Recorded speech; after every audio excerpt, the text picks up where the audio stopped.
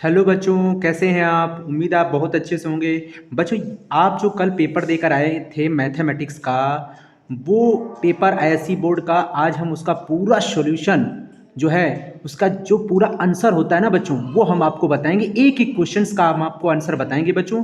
ठीक है ना? कोई भी क्वेश्चन हम लोग मिस नहीं करेंगे, हर एक क्वेश्चन का जवाब देंगे और बहुत जल्दी जल्दी हम आपको सबका आंसर दिखाएंगे कि क्या क्या आंसर आ रहा है। यहाँ पे सॉल्यूशन नहीं दिखाएंगे बच्चों, सिर्फ और सिर्फ आंसर पर बात होगी। ठीक है, जैसा कि आपने थंबनेल पर देखा है। तो चलिए स्टार्ट करते हैं। मैथमेटिक्स क्लास 12 मैक्सिमम मार्क्स कितने का था? 80 का था बच्चों। तो 3 घंटे का समय मिला हुआ था, जिसमें 15 मिनट्स आपको एडिशनल मिला हुआ था। ठीक है ना? तो चलिए हम फालतू की बातों पर बात नहीं करेंगे। आप लोग भी सोच रहे होंगे सर क्या दिखा रहे हैं, जल्दी जल्दी हम लोगों को आंसर बताएं। तो ठीक है, हम भी उसी चीज़ पर आ रहे हैं बच्चों। सबसे पहले आते हैं सेक्शन ए के 65 मार्क्स पे। तो चलिए देखिए, पहला क्वेश्चन आपका क्या था। जो पहला क्वेश्चन था ये था, let L be a set of all straight lines in the plane, the relation R on L defined as a perpendicular to it. तो आप देख सकते हैं ये चार ऑप्शन में करेक्ट ऑप्शन जो है वो सी है। C is the correct answer. C is the correct answer. Symmetric इसका आंसर होगा बच्चों। जी हाँ, सिमेट्रिक। सेकंड क्वेश्चन की बात करते हैं बच्चों, the order and the degree of the differential equation. आप देख सकते हैं बच्चों, इसका ऑर्डर और डिग्री पूछा गया है। तो कौन सा ऑप्शन करेक्ट होगा? Second, D option. D option में 2 उसका ऑर्डर होगा और 1 इसकी डिग्री होगी बच्चों। ठीक है, ये बिल्कुल करेक्ट आंसर है बच्चों, ध्यान रखिएगा। आप कहीं से भी किसी से भी मैच करा लीजिए, आपका आपने अगर यही टिक किए हुए हैं तो आपका आंसर बिल्कुल राइट है। ये 100% मैं कह सकता हूं बच्चों। ठीक है, कोई दिक्कत नहीं, आप बिल्कुल खुश रहिए, मस्त रहिए और अगले पेपर की तैयारी करिए बच्चों। तो चलिए स्टार्ट करते हैं अगले वाले क्वेश्चन की। ठीक है, अब हम बात करते हैं अगले क्वेश्चन की। तो अगला क्वेश्चन आप देख सकते हैं बच्चों, थर्ड नंबर है। स्टेटमेंट दो दिए गए थे और बोला ए नॉन एम्प्टी सेट है, तो बताना है आपको कि एजर्सन और रीजन का सवाल है बच्चों। तो आपको कौन सा ऑप्शन इसमें सही लग रहा है? तो ऑप्शन नंबर सी इसका जो है करेक्ट है बच्चों। Statement 1 is true and the statement 2 is false. पहला ट्रू है और सेकंड फॉल्स है बच्चों। ये इसका करेक्ट आंसर है बच्चों, ध्यान रखिएगा। उसके बाद फोर्थ क्वेश्चन की बात करें तो कौन सा ग्राफ इसमें ग्राफ में देख सकते हैं बच्चों, बोला गया है कि इसमें वैल्यू एक्स के लिए फंक्शन नॉट डिफरेंशिएबल होगा। तो आप देख सकते हैं इस वैल्यू यानी एक्स इक्वल 2 पर फंक्शन क्या होगा? नॉट डिफरेंशिएबल होगा। तो 2 आपका यहाँ आ रहा है बच्चों, इसका मतलब ये ऑप्शन ए क्या होगा? करेक्ट हो जाएगा बच्चों। ध्यान रखिएगा, 100% करेक्ट ऑप्शन हम आपको बता रहे हैं बच्चों। तो ये ऑप्शन आपका करेक्ट है। जिन बच्चों ने ये ऑप्शन टिक किया है वो सही है, ध्यान रखिए। अदर ऑप्शन आपके गलत हैं। ठीक है, तो चलिए आगे बढ़ते हैं, फिफ्थ क्वेश्चन पे आते हैं। और द वैल्यू ऑफ कॉसिक, आप देख सकते हैं ये इस तरह का सवाल है और आपसे बोला गया कौन सा ऑप्शन करेक्ट होगा। तो ये option B is correct. Yes बच्चों, ऑप्शन बी इज करेक्ट। इसका आंसर 0 होगा बच्चों। क्या होगा? 0 होगा। जिन बच्चों ने 0 ऑप्शन पर टिक किया है वो खुश हो जाएं, मस्त हो जाएं, उनका ऑप्शन बी इज करेक्ट है। ठीक है, तो चलिए आगे बढ़ते हैं, अगला क्वेश्चन लेते हैं बच्चों। अगला क्वेश्चन आ रहा है 6 नंबर। क्या है? The value of integration of 1 से लोअर लिमिट 1 है और अपर लिमिट √3 है, dx upon 1 plus x square is क्या होगा बच्चों? Option D is correct. जिन बच्चों ने ऑप्शन डी टिक किया बच्चों वो करेक्ट हैं, बिल्कुल सही हैं, उनका ऑप्शन डी करेक्ट है बच्चों। ठीक है, उसके बाद हम सेवंथ क्वेश्चन लेते हैं बच्चों। एजर्सन और रीजन का सवाल है बच्चों और आप समझ सकते हैं एक नंबर क्वेश्चन में ज्यादा समय बर्बाद नहीं करना होता है। तो कौन सा ऑप्शन करेक्ट होगा? ऑप्शन ए इज करेक्ट होगा बच्चों। Both assertion and reason are true and reason is the correct explanation for assertion. ठीक है ना बच्चों? तो पहला ऑप्शन ही इसका करेक्ट होगा। तो जिन बच्चों ने ऑप्शन ए दबाया होगा वो सही होंगे। ठीक है ना बच्चों? तो चलिए आगे बढ़ते हैं। अब हम बात करते हैं, सेवंथ क्वेश्चन हो गया। एट्थ क्वेश्चन की बात करते हैं बच्चों। देखिए इंटीग्रेशन का ये बेहतरीन क्वेश्चन है और बोला गया है कि एफ एक्स का इसमें मान क्या होगा। तो बच्चों इसमें कंपेयरिंग करके, हमें इंटीग्रेशन करने के बाद कंपेयरिंग करके इसकी वैल्यू को बताना था।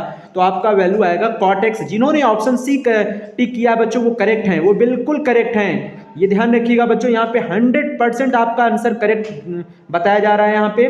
तो सी ऑप्शन आपका करेक्ट है, बिल्कुल मस्त रहिए, आपका ऑप्शन सी जो है वो करेक्ट है। तो अब हम अगला क्वेश्चन बात करते हैं, 9th number. In which one of the following intervals as the function f x is equal to. बच्चों ये इंक्रीजिंग बोला गया है कि फंक्शन कैसा है? इंक्रीजिंग है, तो उसके इंटरवल्स बताइए। तो इंक्रीजिंग इंटरवल्स हमको चाहिए, तो option B is correct.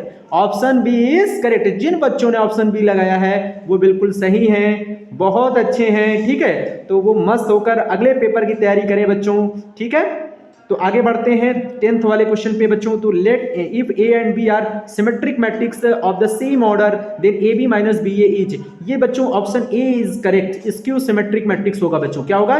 Skew symmetric matrix. देखिए मैंने आपके लिए बेहतरीन मेहनत करके आपके लिए सिर्फ आंसर लेकर आया हूं ताकि आपका समय बर्बाद ना हो। जल्दी जल्दी आप अपना आंसर मैच करा लीजिए। अगर आपने इस पर टिक किया है तो आपका आंसर सही होगा, ठीक है ना बच्चों।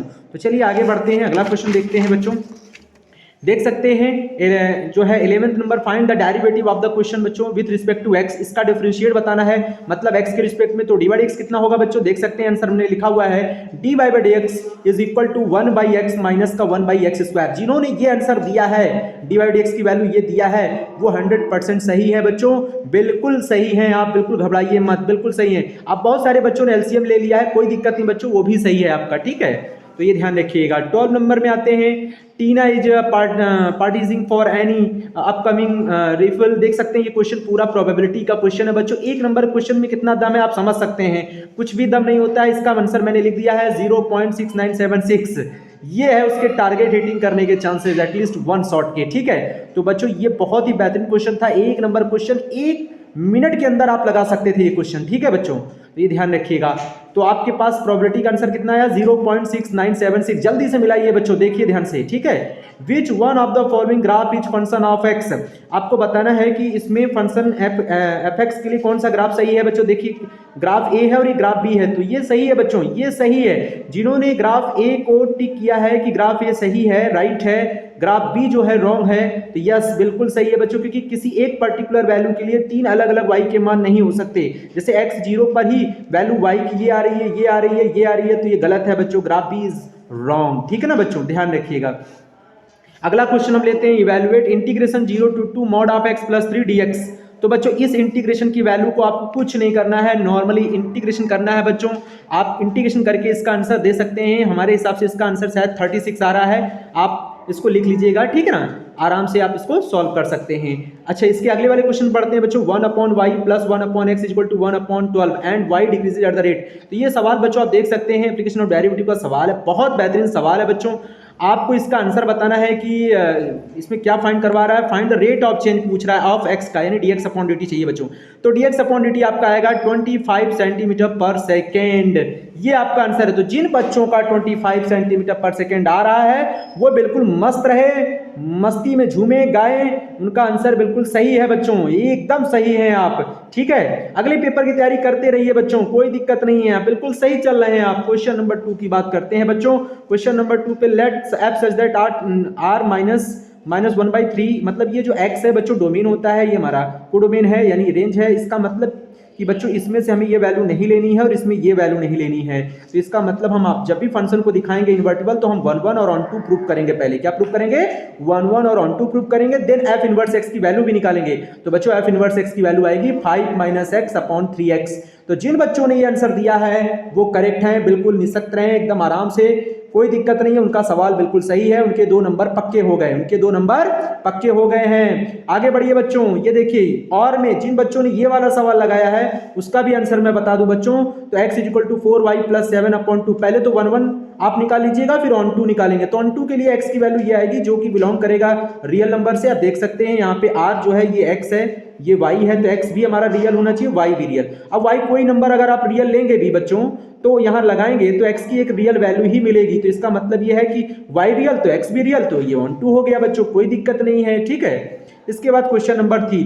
क्वेश्चन नंबर 3 बच्चों, जिन बच्चों ने ये क्वेश्चन छोड़ा है वो तो बिल्कुल बेकार है, वो पढ़ते ही नहीं है, इसका मतलब है ना। बहुत ही सरल क्वेश्चन है बच्चों, आप देख सकते हैं without expanding it any stage, मतलब किसी भी स्टेज पर आपको एक्सपेंडिंग नहीं करना था, इसको ऐसे ही सॉल्व करना था। इसकी वैल्यू आएगी 0। जिन बच्चों का आंसर 0 आया है वो बिल्कुल मस्त रहे। हमने पहले भी कहा है कि अगर आपका आंसर करेक्ट आ रहा है तो आप बिल्कुल निसक्त रहे बच्चों, कोई दिक्कत नहीं है, आप बिल्कुल सही चल रहे हैं, एकदम आगे कदम बढ़ाते रहिए, मस्ती में रहिए, ठीक है। आगे चलिए बच्चों, तो अगला क्वेश्चन देते हैं। देखिए बच्चों क्वेश्चन नंबर 4 में हम देख सकते हैं इस वैल्यू में पूछा गया है determine the value of k। तो k की वैल्यू पूछा गया, k की वैल्यू आएगी 12। मैं ज्यादा बात नहीं करूंगा, k इज इक्वल टू 12 आपका आंसर है बच्चों। तो जिन बच्चों का आंसर आ रहा है कोई दिक्कत नहीं, आपका आंसर बिल्कुल सही है। सेकंड ऑप्शन में आपका देखिए सेकंड क्वेश्चन में इसी के पार्ट है बच्चों। तो x इज इक्वल टू 3 जिसका आ रहा है वो बिल्कुल सही है, कोई दिक्कत नहीं, इसका answer x is equal to 3 होगा। यानी जिन बच्चों ने ये किया है उसका आंसर ये आना चाहिए, और जिन बच्चों ने इस वाले क्वेश्चन को किया उसका आंसर ये आना चाहिए। क्वेश्चन नंबर 5, सबसे सरल और सबसे आसान क्वेश्चन जो कि प्रॉपर्टी 4 पर लगेगा, और इसका आंसर आएगा i इज इक्वल टू पाई। तो जिन बच्चों का i इज इक्वल टू पाई आया है वो 2 नंबर अपनी जेब में डाल लें। 2 नंबर कहाँ डाल लें? जेब में डाल लें बच्चों, ठीक है। क्वेश्चन नंबर 6 देखिए, पी ए यूनियन बी आपसे पूछा गया है, 2pa इज इक्वल टू, ये सब गिवन है बच्चों, तो एक बार इसको इसके इक्वल कर दीजिए, एक बार इसको इसके इक्वल करके p और pb की वैल्यू निकाल कर, p कंडीशनल प्रोबेबिलिटी है बच्चों, इसका formula pa intersection b upon pb में आप वैल्यू लगाकर pa इंटरसेक्शन b निकालकर pa यूनियन b के फॉर्मूले में लगा दीजिए, आपका पूरा आंसर आएगा pa union b is equal to 11/26। तो जिन बच्चों का ये आंसर आ रहा है 11/26 वो बिल्कुल सही हैं। क्वेश्चन नंबर 7 की बात करते हैं बच्चों, if y is equal to 3 cos log x plus 4 sin log x है तो शो करो ये। तो बच्चों इसमें तो आंसर आपका दिया हुआ है, यही प्रूव करना है, तो एक बार 2 बार डिफरेंशिएशन करिए, 2 बार इसका डिफरेंशिएशन करिए, मैक्सिमम डेरिवेटिव इसमें 2 बार है बच्चों, आपका आंसर आ जाएगा। बहुत ही सरल सवाल है, 4 नंबर जेब में चले गए, ठीक है। उसके बाद क्वेश्चन नंबर 8 की बात करते हैं बच्चों, कह रहा है सॉल्व फॉर x के लिए इसको सॉल्व करना है बच्चों, तो कोई दिक्कत नहीं है, आप इनवर्स फंक्शन का ये सवाल है बच्चों, तो यहाँ से जो x की वैल्यू आएगी वो 1 आएगी, आप इसको सॉल्व कर लेंगे। आप इसको सॉल्व करने के कई तरीके हैं बच्चों, बहुत सारे तरीके हैं, आप जिससे चाहो उससे सॉल्व कर लो, ठीक है ना, कोई दिक्कत नहीं है, ठीक है। आप इसको बदल कर भी चेंज करके, यानी कॉस है तो साइन भी चेंज करके साइन का फॉर्मूला लगा के भी सॉल्व कर सकते हैं, सिंपली आप इस वैल्यू को उधर ले जाकर तब भी सॉल्व कर सकते हैं, ठीक है। सेकंड क्वेश्चन में देख सकते हैं बच्चों, ये देखिए कितना बढ़िया सवाल है, साइन इनवर्स x है, इसको a मान लें, साइन इनवर्स y को b मान लें, साइन इनवर्स z को c मान लें, और सवाल को आराम से लगा लें। और यहाँ पे देखिए लेफ्ट हैंड साइड में वैल्यू लगा दीजिए, राइट हैंड प्रूफ हो जाएगा, या फिर आप इसी वैल्यू में लगाकर भी आप सवाल को सॉल्व कर सकते हैं। बहुत ईजी सवाल है बच्चों, आंसर सामने है, इसलिए इसका सोल्यूशन हम लोग कैसे बताएं, आप समझ सकते हैं, इसको तो शो करना है ना, इसका आंसर तो यही है ना हमारा, या आप लेफ्ट हैंड साइड ले लीजिए, राइट को प्रूफ कर दीजिए, ठीक है। क्वेश्चन नंबर 9 देखिए, evaluate integration of x square cos x dx। बच्चों इसका आंसर तो मैं बताऊंगा ही बताऊंगा, x square sine x plus 2x cos x minus 2 sine x plus c। समझ में आ गया बच्चों? बहुत सारे बच्चों ने यहाँ से साइन एक्स कॉमन कर रखा होगा और एक्स स्क्वायर माइनस 2 लिख रहे होंगे, वेरी गुड बच्चों, आप बहुत अच्छे हैं। क्यों? क्योंकि आपने सवाल को और अच्छा सॉल्व किया है, इसका मतलब, ठीक है, तो घबराइए नहीं, आपने और अच्छा कर दिया है। यहाँ पे आपका ये आंसर है बच्चों, ये आपका क्या है आंसर है, और लगा है बच्चों, यानी जिन्होंने ये वाला क्वेश्चन किया है उसका भी आंसर बता दूं बच्चों, integration x plus 7 upon x square plus 4x plus 7, तो क्या आंसर होगा इसका 1/2 लॉग। अब 1/2 है तो बच्चों हम क्या कर सकते हैं, 1/2 हटाकर इस पर रूट भी लगा सकते हैं, तो आपका रूट वाला भी आंसर सही है, plus 5 upon root 3 tan inverse x plus 2 upon root 3। समझ में आ गया ना बच्चों? जिनका ये आंसर आ रहा है, जिनका ये आंसर आ रहा है 1/2 लॉग, 1/2 बहुत सारे बच्चों का रूट पे आ रहा है, कोई दिक्कत नहीं, रूट तो इसी से बनेगा ना, तो वो भी आपका सही है, कोई दिक्कत नहीं है, ठीक है। आंसर मिला लीजिएगा, फिर से बोल दूं क्या, 1/2 log mod of x square plus 4x plus 7 plus 5/√3 tan inverse x plus 2 upon √3 plus c है बच्चों, ध्यान रखिएगा। क्वेश्चन नंबर 10 की बात करते हैं बच्चों, क्वेश्चन नंबर 10 में क्या पूछा गया है, कह रहा है calculate the probability that the James draw the from the box second. तो बच्चों 18/53 इसका आंसर है। वाह क्या बात है भाई, क्या बात है, जिसका आंसर ये आया है वो बिल्कुल सही है, बिल्कुल करेक्ट है, मस्त रहिए, ठीक है। आगे की पेपर की तैयारी कीजिए, ठीक है। अगला पेपर बता दीजिएगा कमेंट्स करके किसका है, तो हम जानेंगे भाई आप लोग कितने पढ़ रहे हैं, ठीक है ना। क्वेश्चन नंबर 11 की बात करते हैं बच्चों, क्वेश्चन नंबर 11, और बच्चों ध्यान रखिएगा, जिन बच्चों का सवाल सही हो रहा है वो कमेंट्स कर दें कि सर मेरा ये सवाल सही है, तो हमें भी अच्छा लगेगा, और कमेंट्स करने के साथ साथ आप वीडियो को लाइक भी जरूर करा करिए और चैनल को सब्सक्राइब जरूर करिए बच्चों, हम आपके लिए इतनी मेहनत कर रहे हैं, आप थोड़ा मेहनत नहीं कर सकते हैं, कर सकते हैं ना, करिए। क्वेश्चन नंबर 11 की बात करते हैं बच्चों, तो देख सकते हैं ये मैट्रिक्स का सवाल है बच्चों, किसका सवाल है, मैट्रिक्स का, बहुत ही धुआंधार सवाल है। और देखिए इस टेबल को x मानिए, चेयर को y मानिए और इसको z मानिए, तो 2x plus 3y plus 4z equal to 29 टोनिस हो जाएगा। उसके बाद इसको x plus y plus 2z मानकर 13 के इक्वल करिए, 3x plus 2y plus z मानकर हम इसको 16 के इक्वल करेंगे, और मैट्रिक्स मेथड से हम इसको सॉल्व करेंगे, देन हर एक वैल्यू का आप आंसर बताएंगे। तो आपको यहाँ पे जो है x इज इक्वल टू 2 मिलेगा answer, y is equal to 3, z is equal to 4, ये आपका आंसर है, ये आपका आंसर है बच्चों 2 3 4। एक बार फिर हमारे साथ बोलिए 2 3 4। जिन बच्चों का 2 3 4 आंसर आया है वो करेक्ट है, मजे में रहे, ठीक है ना बच्चों। आगे बढ़ते हैं, क्वेश्चन नंबर 12 की बात करते हैं। तो बच्चों ये देख सकते हैं क्वेश्चन, ठीक है, मैक्सिमम मिनिमा का सवाल है और इसका आंसर आ रहा है a is equal to, a मतलब साइड मतलब आपसे विंडो की, मतलब यहाँ पे देखिए डायमेंशंस पूछे गए हैं, तो a is equal to 4/11 6 plus √3। ये जिन बच्चों का ये आंसर आया है बच्चों, बेहतरीन है, मस्त रहो एकदम, बिल्कुल ठीक है। 4/11 6 + √3 ये आंसर है बच्चों इसका, ठीक है। सेकंड का आंसर बताइए बच्चों, हर एक पार्ट का आपको आंसर बताना है। तो पहले वाले पार्ट को h की वैल्यू को r के टर्म में रखना है, ठीक है ना बच्चों। तो h = 20/r² आएगा। दूसरे में तो आपका आंसर खुद ही दिया हुआ है। तो इस टोटल सरफेस एरिया का फॉर्मूला बताइए सिलेंडर का, किन किन बच्चों को आता है? अगर आता है तो कमेंट्स में लिखिए। s = 2πr ब्रैकेट में h + r, और h की जगह ये लगा दीजिए, आंसर आ गया यार आंसर आ गया, ठीक है। ऑप्शन सी देखिए, सी का आंसर कितना निकलेगा? सी का आंसर आएगा बच्चों, सी का आंसर आएगा 1000π/r + 4πr²। कॉस्ट है बच्चों, ठीक है। कॉस्ट पूछा गया ना यहाँ पे, ये देखिए कॉस्ट, टोटल कॉस्ट किसके टर्म में निकालना है? आर के, देखिए आर के टर्म में आ रहा है। और calculate the minimum cost for painting the dustbin बच्चों, सी = आएगा 300π, शायद आप देख सकते हैं 300π आपका आंसर होगा बच्चों, बिल्कुल करेक्ट है। आप मिला लीजिए, आप अपना आंसर मिला लीजिए आंसर, ये मिनिमम कॉस्ट है बच्चों, ठीक है, minimum cost for painting dustbin.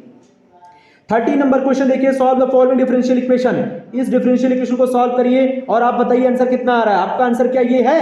देखिए 2e⁻x/y plus log mod of y = 2, और c की वैल्यू 2 निकली है कि नहीं निकली है? अगर 2 निकली है c की वैल्यू, तो c की वैल्यू वापस लगाइए बच्चों, कांस्टेंट इसीलिए दिए जाते हैं सी की वैल्यू निकालने के लिए। आप अपने आंसर मैच कराइए बच्चों, देखिए आंसर यही होगा कि नहीं होगा।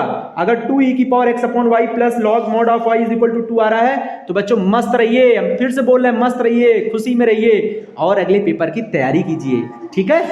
आगे बढ़ते हैं बच्चों, आगे बढ़ते हैं। सेकंड ऑप्शन, सेकंड वाला पार्ट देखिए क्या कह रहा है बच्चों, ये है डिफरेंशियल इक्वेशन का क्वेश्चन बच्चों, और आंसर जिसका आ रहा है y = log mod में आ रहा है, log x² - 1/x², ये समझ सकते हैं बच्चों, माइनस का log √3/2। जिसका आंसर ये आ रहा है, जिसका आंसर ये आ रहा है वो बिल्कुल करेक्ट है बच्चों, मस्त रहिए। हमने फिर से बोला है आपका ये सवाल बिल्कुल सही है, अगर आपका ये आंसर आ रहा है तो आप बिल्कुल करेक्ट हैं, ध्यान रखिएगा बच्चों, ठीक है ना। उसके बाद क्वेश्चन नंबर 14 की बात करते हैं बच्चों। तो यहाँ पे आप देख सकते हैं मैंने हाँ फिल कर दिया है, 2,5 भरा जाएगा, इधर आपका 3,4, यहाँ पे 4,3 है, 5,2 है, इस तरह से कंप्लीट द टेबल हो गया, ठीक है। उसके बाद हमें find the total number of ordered pairs बताने हैं, तो 12 हो जाएगा बच्चों, 12। उसके बाद रैंडम वेरिएबल के लिए हमें वैल्यू बतानी है, तो देख सकते हैं 2/12, 4/12, 6/12।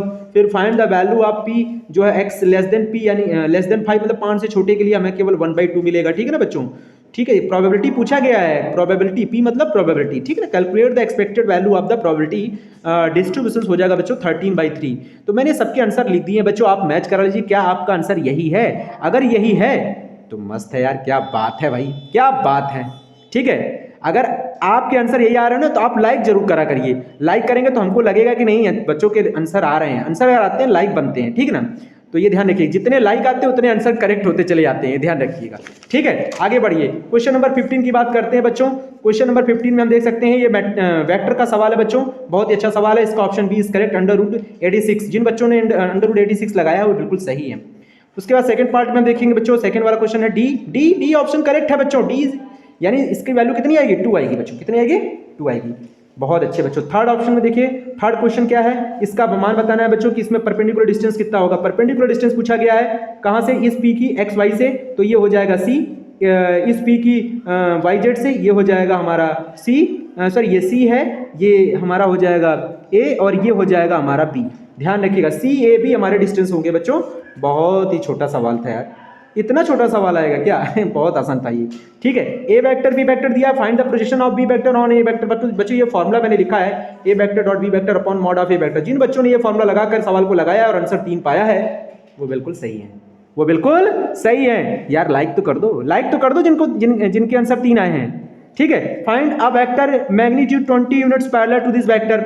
अरे यार इससे सरल सवाल तो कोई हो ही नहीं सकता। ये मैग्नीट्यूड जो है 20 यूनिट्स है वो इसके वेक्टर के पैरेलल है बच्चों। इसका यूनिट वेक्टर निकालिए।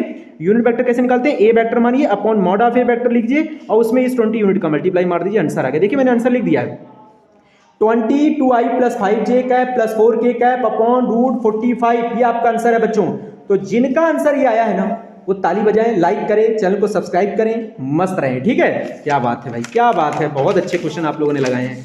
उसके बाद हम क्वेश्चन नंबर 16 की बात करते हैं बच्चों। तो देख सकते हैं क्वेश्चन नंबर 16 में ये सवाल दिया गया है, वेक्टर का सवाल है। और आपने जिन बच्चों ने ए क्रॉस बी वेक्टर के लिए, बी वेक्टर हमारा देखिए यहाँ पे ये ए वेक्टर, ये इन दोनों को हम क्रॉस में अगर 0 दिखा देंगे क्रॉस में जीरो दिखा दें तो वेक्टर कैसे होते हैं, पैरेलल होते हैं बच्चों। तो इसको हम अंदर इंटू कर लेंगे, ए क्रॉस बी माइनस ए क्रॉस सी, और ए क्रॉस बी की जगह ए क्रॉस सी लगाएंगे तो ए क्रॉस सी कट के जीरो आ गया ना, जीरो आ गया ना। तो जीरो प्रूव कर दीजिए, पैरेलल हो गया वेक्टर। ये जीरो प्रूव करना है ना बच्चों, ध्यान रखिएगा, इसका लेफ्ट हैंड साइड लेके जीरो प्रूव कर दीजिए तो आपका आंसर आ गया। इसका मतलब आप सही हैं।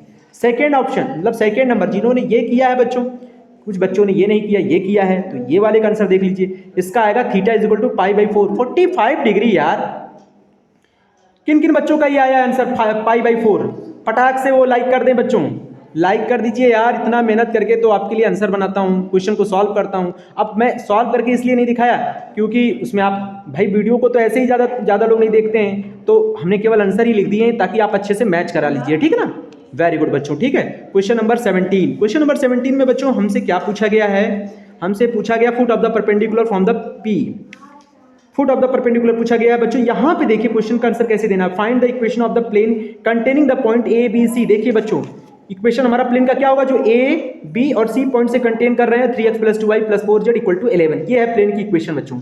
तो जिन बच्चों का ये आंसर आया पहले का ऑप्शन का वो बिल्कुल सही है। Second, find the equation of the line PQ, PQ line की इक्वेशन कार्टेशियन में होता है बच्चों, ये देखिए निकल आया। डीआरएस पता होने चाहिए, ये नीचे डीआरएस हो गया, ऊपर पॉइंट हो गया, आराम से आंसर आ गया। कैलकुलेट द टावर, बच्चों ये देखिए आप कहेंगे PQ, P ये है, Q ये है, ठीक है, तो उसी हिसाब से आप उसको सॉल्व करिए। Calculate the height of the tower, क्या होगा बच्चों, टावर की हाइट होगी 5/√29, 5/√29। वाह क्या बात है। तो जिन बच्चों के आंसर आ गए हैं यार लाइक तो करो यार, लाइक तो करो बच्चों। Question number 18, question number 18, using integration the area bounded by the curve y = 4ax and the line. तो जिन बच्चों का एरिया निकालने का फॉर्मूला पता है ना बच्चों, इंटीग्रेशन y dx, क्या होता है y dx, और जिन बच्चों का 8a² by 3 square units, square units जरूर लिखिएगा बच्चों क्योंकि एरिया निकालना है। जिन बच्चों का ये आंसर आया ना, क्या बात है यार, लाइक कर दीजिए, लाइक कर दीजिए फटाक से। और using integration find the area of the reason bounded by the curve. और ये देखिए दूसरा सवाल, अगर ये नहीं किया, ये किया है जिन बच्चों ने, तो उसका आंसर आएगा 16/3 area square unit, 16/3 square unit. जिन बच्चों का ये आंसर आया ना, लाइक करो यार, लाइक करो यार। तो बच्चों देख सकते हैं यहाँ पे मैंने पूरा पेपर आपका सॉल्व करा दिया, और ये सेक्शन सी है, और सेक्शन सी हम लोगों को नहीं करना है, सेक्शन ए और बी, या तो सेक्शन बी करना है या तो सेक्शन सी करना है। तो जिन बच्चों ने बी किया है, कुछ बच्चों ने सी किया, तो मैंने बी तक ही बताया हुआ है, ठीक है ना। तो आप यहाँ तक के आंसर को अच्छे से मैच कराया है। तो कैसा लगा वीडियो, आप वीडियो को लाइक करें, चैनल को सब्सक्राइब करें। थैंक यू, आपके लिए बहुत बहुत हमने मेहनत किया, आप भी हमारे साथ मेहनत किए, बहुत बहुत धन्यवाद। वीडियो को लाइक जरूर कर दीजिएगा बच्चों, चैनल को सब्सक्राइब जरूर करिएगा। Thank you.